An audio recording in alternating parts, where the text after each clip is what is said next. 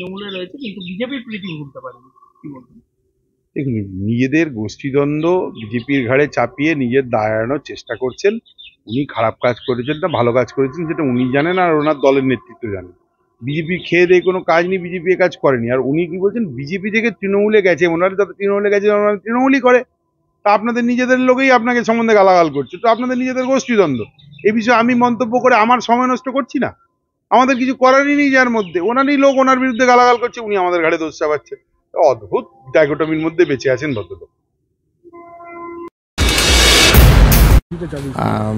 কোন জায়গায় চালিয়েছে সেটা আমি এই মুহূর্তে ক্লিয়ার নই, তবে যার গুলিটা লেগেছে সে অ্যাপোলো হাসপাতালে ভর্তি হয়েছে গত ভোরবেলায়। সেই বাড়িরই কোনো একটা ছেলে, নামটা আমি ক্লিয়ার নই, তার নামটা কি।